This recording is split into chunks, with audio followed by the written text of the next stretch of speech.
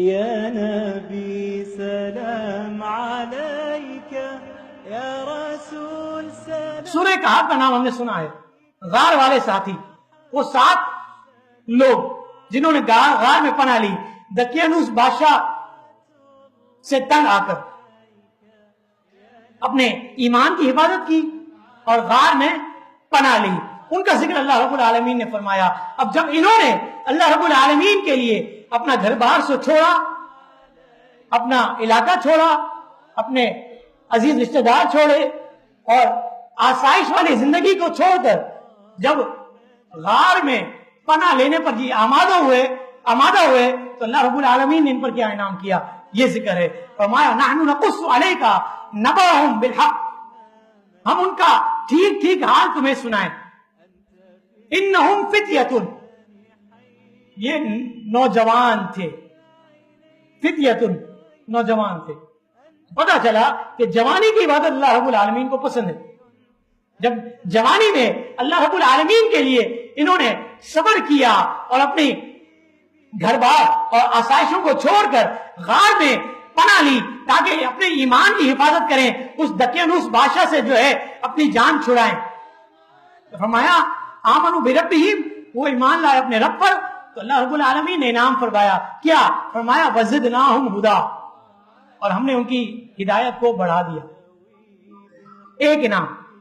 آیت نمبر 14 میں دوسرے انعام کا ذکر ہے. وہ کیا ہے؟ فرمایا وربطنا علی قلوبہم. دوسرا انعام کیا ہوا ان پر؟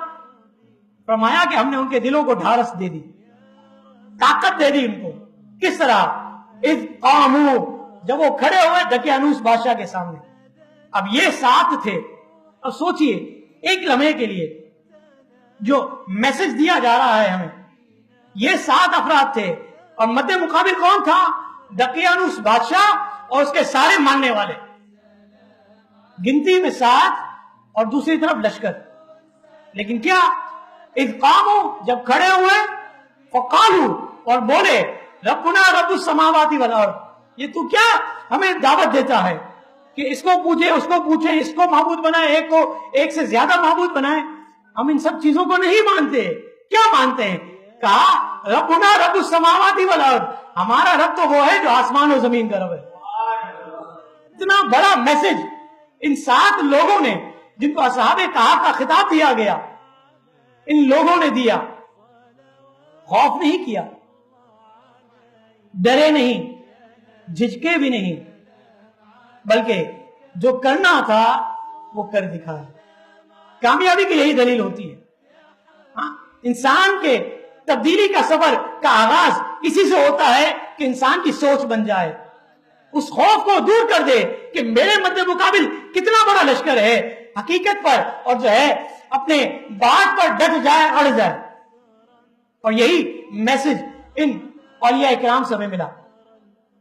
فرمایا لن ندعو من دونہ الہا، ہم اللہ کے سوا کسی اور کی عبادت نہیں کریں گے، کسی اور کو نہیں پوچھیں گے. لقد قلنا اذا شططا، اور اگر ہم نے ایسا کر لیا تو ہم تو حد سے بڑھنے والے میں سے ہو جائیں گے. تو یہ اصحاب کہف نے ہم لوگوں کو میسج دیا اور ہماری اس نوجوان نسل کو میسج دیا کہ اگر تم حقیقت پر ہو، سچائی پر ہو، تو پھر جو ہے کسی بھی میدان میں ہو تم ڈٹ جاؤ. یہ نہ دیکھو کہ میرے سامنے کتنے لوگ ہیں. اللہ رب العالمین تمہاری مدد و نصرت کرے گا.